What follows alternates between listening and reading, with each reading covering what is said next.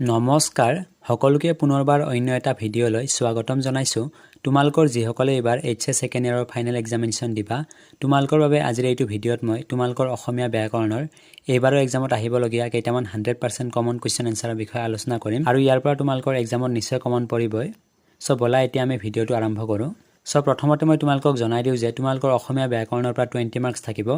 আৰু এইটো ভিডিঅ' চোৱাৰ পিছত তোমালোকে 20 মাৰ্কছ কমপ্লিট পাই যাবা ইয়াৰ পৰা সো তোমালোকে ভিডিঅ'টো অকনো স্কিপ নকৰিবা যিমান বিলাক কোৱেশ্চন এনসাৰ মই আলোচনা কৰিম এইটো ভিডিঅ'ত গোটেই বিলাক কোৱেশ্চন এনসাৰ তোমালোকে চাবা তেতিয়াহে তোমালোকৰ এক্সামত নিশ্চয় কমন পৰিব সো বলা এতিয়া আমি ভিডিঅ'টো আৰম্ভ কৰো প্ৰথম কোৱেশ্চনটো হৈছে ক্ৰিয়া বিভক্তি কাক বোলে পুৰুষ অনুযায়ী উদাহৰণৰ ক্ৰিয়া বিভক্তিৰ প্ৰয়োগ দেখুৱা নাইবা এই কোৱেশ্চনটো তোমালোকক এই ধৰণেও দিব পাৰে এক্সামত ক্ৰিয়া বিভক্তি কাক বোলে দুটা উদাহৰণ দিয়া সো এই কোৱেশ্চনটো খুব ইম্পৰ্টেন্ট হয় তোমালোকৰ এইবাৰৰ এক্সামৰ বাবে আৰু প্ৰিভিয়াস ইয়াৰত ৰিপিট হোৱা কোৱেশ্চনছ হয় সো এই কোৱেশ্চনটো তোমালোকে ভালকৈ চাই থবা ইয়াৰ এনসাৰটো হৈছে যিবিলাক প্ৰত্যয় ক্ৰিয়া যোগ হয় তাৰ কাল আৰু পুৰুষ নিৰ্ধাৰণ কৰে তাকে ক্ৰিয়া বিভক্তি বোলে ধাতুত ক্ৰিয়া বিভক্তি যোগ দিয়া হয় প্ৰত্যয় যোগ হোৱাৰ পিছত ই কাল আৰু পুৰুষ নিৰ্ধাৰণ কৰে অসমীয়াত কালবোৰ হল নম্বৰ 1 নিত্য বৰ্তমান কাল এই কালৰ প্ৰথম পুৰুষৰ বিভক্তি ও তুৰসাৰ্থত অ আদৰ অৰ্থত আ তৃতীয় পুৰুষতে যোগ হয় নম্বৰ 2 স্বৰূপ বৰ্তমান কাল ইয়াত প্ৰথম পুৰুষত ইছ দ্বিতীয় পুৰুষত ইছ তুৰসাৰ্থত ইছা আদৰ অৰ্থত আৰু তৃতীয় পুৰুষত হৈছে ব্যৱহাৰ হয় সো এতিয়া কোৱেশ্চন নম্বৰ 3 টো লৈ সম্বন্ধবাচক বিশেষজ্ঞৰ পুৰুষবাচক বিভক্তি কাক বোলে অসমীয়া ভাষাৰ এই বিভক্তিবোৰৰ প্ৰয়োগ দেখুৱা এই কোৱেশ্চনটো ভেৰি ইম্পৰ্টেন্ট হয় আৰু এবাৰ এক্সামত অহাৰ খুবেই চান্স আছে সো এটো ভালকৈ চাই থবা ইয়াৰ এনসাৰটো হৈছে অসমীয়া ভাষাৰ সম্বন্ধবাচক বিশেষজ্ঞ শব্দৰ পিছত পুৰুষ অনুযায়ী কিছুমান নিৰ্দিষ্ট বিভক্তি যোগ হয় সেই বিভক্তিবোৰ সম্বন্ধবাচক বিশেষজ্ঞৰ পুৰুষবাচক বিভক্তি বোলে অসমীয়া ভাষাৰ এই বিভক্তি কেইটা হল ৰা অৰ্থাৎ এৰা ক অৰ্থাৎ অক প্ৰথম পুৰুষৰ এই বিভক্তি যোগ নহয় বাবে তাত শূন্য বিভক্তি যোগ হোৱা বুলি ধৰা হয় দ্বিতীয় আৰু তৃতীয় পুৰুষত যোগ হোৱা ৰা এৰা ৰ এৰ ক এক বিভক্তি কেইটা ধ্বনি সাপেক্ষে প্ৰয়োগ হয় অৰ্থাৎ অচালন্ত সম্বন্ধবাচক শব্দ যেনে মা দেউতা পেহা মহা আদিৰ ৰা ৰ ক বিভক্তি তিনিটা আৰু অভিন্ন অন্য চালন্ত তথা ব্যঞ্জনান্ত শব্দ যেনে খুৰী হহুৰ ভিনিহি আদিৰ পিছত এৰা এৰ এক বিভক্তি তিনিটা যোগ হয় অসমীয়া ভাষাৰ সম্বন্ধবাচক বিশেষজ্ঞৰ শব্দৰ পিছত যুক্ত হোৱা এই পুৰুষবাচক বিভক্তিসমূহৰ প্ৰয়োগ তলত দেখুৱা হল তুচ্ছৰূপ দ্বিতীয় পুৰুষৰ বিভক্তি ৰা এৰা ৰ এৰ মান্য ৰূপ তোমাৰ দেউতাৰা দেউতা যোগ ৰা তোৰ দেউতাৰ দেউতা যোগ ৰ তোমাৰ মাৰা মা যোগ ৰা তোমাৰ খুৰীয়েৰা খুৰী ডেছ এৰা তোৰ খুৰীয়েৰ খুৰী যোগ এ তোমাৰ পেহীয়েৰা পেহী যোগ এৰা তোৰ পেহীয়েৰ পেহী যোগ ডেছ এৰ তোমাৰ হহুৰেৰা হহুৰ যোগ এৰা তোৰ হহুৰেৰ হহুৰ যোগ এৰ সো এই কোৱেশ্চনটো খুবেই ইম্পৰ্টেন্ট হয় আৰু 6 মাৰ্কত অহাৰ খুবেই চান্স আছে সো এটো ভালকৈ চাই থবা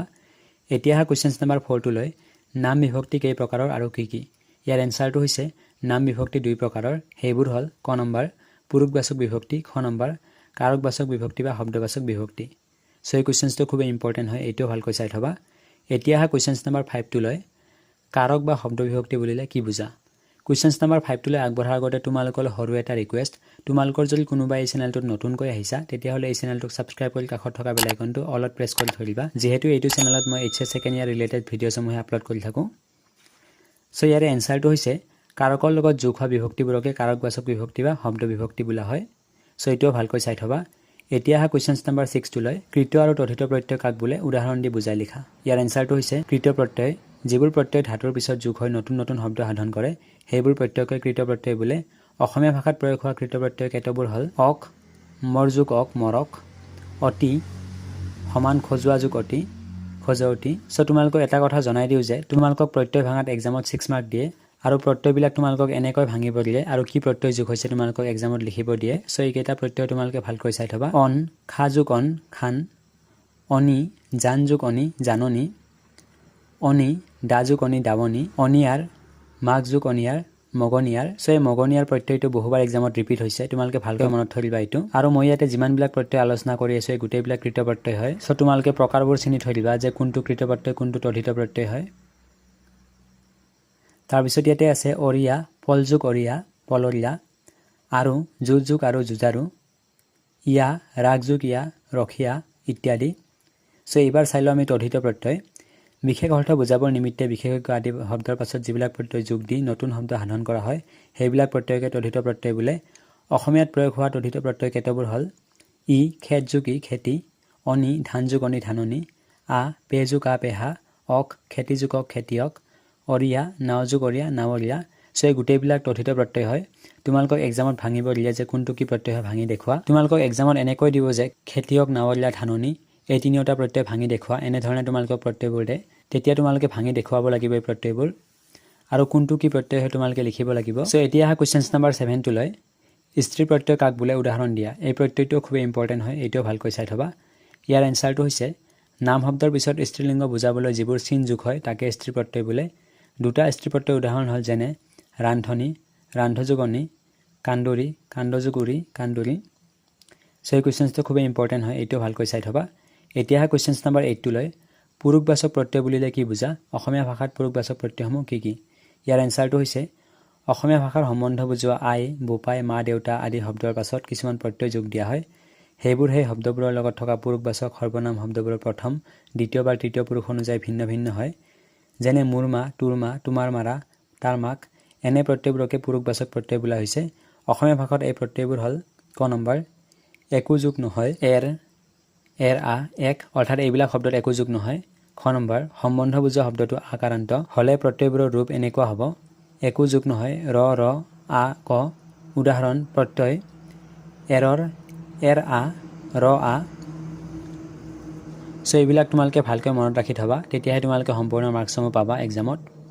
এই কোৱেশ্চনটো খুব ইম্পৰ্টেন্ট আছিল এতিয়া কোৱেশ্চনছ নম্বৰ 9 লৈ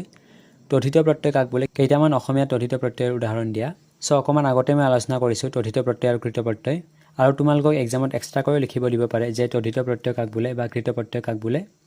ইয়াৰ এনসাৰটো হৈছে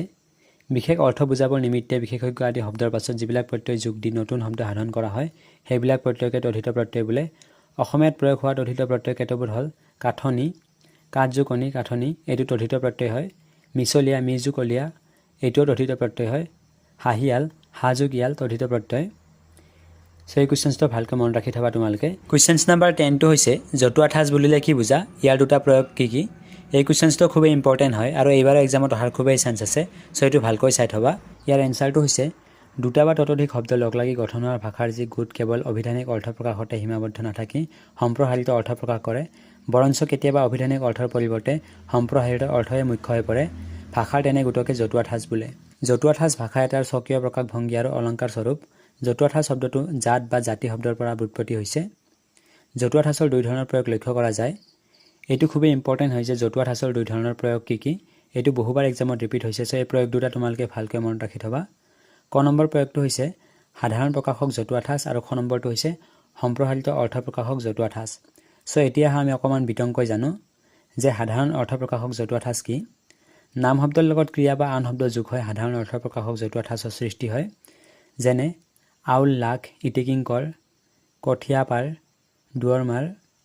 ঘৰ হাস ফাঁকি দিয়া আদি এতিয়া সম্প্ৰসাৰিত অৰ্থ প্ৰকাশক জতুৱা ঠাঁচৰ বিষয়ে বিতংকৈ জানো বিশেষ্য বিশেষণ ক্ৰিয়া আদি শব্দবোৰ ভিন ভিনকৈ বা একেলগে প্ৰয়োগ হয় সম্প্ৰসাৰিত অৰ্থ প্ৰকাশক জতুৱা ঠাঁচবোৰ গঠন হয় এনে জতুৱা ঠাঁচ পঠিত হোৱা শব্দবোৰৰ সাধাৰণ অৰ্থ বা অভিধানিক অৰ্থ তল পৰি সম্প্ৰসাৰিত অৰ্থটো প্ৰকাশি উঠে যেনে জতুৱা ঠাঁচৰ অৰ্থ কপাল ফুলা সৌভাগ্য উপস্থিত হোৱা সো তোমালোকক মই জনাই দিওঁ যে তোমালোকক এক্সামত জতুৱা ঠাঁচতো 6 মাৰ্ক দিয়ে অৰ্থাৎ কেইটামান তোমালোকক বাক্য দিয়ে আৰু সেইবোৰৰ অৰ্থ লিখি বাক্যবোৰ ৰচনা কৰিবলৈ দিয়ে যেনে কি ইয়াতে মই দিছো কপাল ফুলা অৰ্থাৎ সৌভাগ্য উপস্থিত হোৱা ইয়াৰ ওপৰত তোমালোকক এটা বাক্য প্ৰস্তুত কৰিব দিব সো জতুৱা ঠাঁচৰ ওপৰত মই এটা এক্সট্ৰাকৈ ভিডিও বনাই দিম তোমালোকৰ কি এক্সামত কমন আহিব এবাৰ সো তাৰ পিছত হৈছে ককালত টঙালি বন্ধা কোনো কামলৈ হাজু হোৱা চকু কপালত উঠা আচৰিত হোৱা হিয়াৰ আমঠু অতি মৰমৰ হাত দীঘল ক্ষমতাশালী প্ৰভাৱশাল সো এই কোৱেশ্চনটো খুব ইম্পৰ্টেন্ট হয় এইটো ভালকৈ চাই থবা সো এতিয়া আজিৰ ভিডিওৰ একেবাৰে শেষৰটো কোৱেশ্চনলৈ নিৰ্দিষ্টবাচক প্ৰত্যয় বুলিলে কি বুজা অসমীয়া ভাষাৰ নিৰ্দিষ্টবাচক প্ৰত্যয় কেইটামানৰ উদাহৰণ দিয়া ইয়াৰ এনসাৰটো হৈছে নিৰ্দিষ্টবাচক প্ৰত্যয় কোনো বস্তু বা বিষয় আদিকে নিৰ্দিষ্ট কৰি বুজাবলৈ অসমীয়া ভাষাত কিছুমান প্ৰত্যয় ব্যৱহাৰ কৰা হয় এইবোৰ প্ৰত্যয়কে নিৰ্দিষ্টবাচক প্ৰত্যয় বোলে এই প্ৰত্যয়বোৰ বিশেষজ্ঞ বিশেষণ আৰু সংখ্যাবাচক শব্দৰ উপৰিও দ্বিতীয় পুৰুষৰ বাহিৰে আন কিছুমান সৰ্বনামৰ পিছতহে যোগ হয়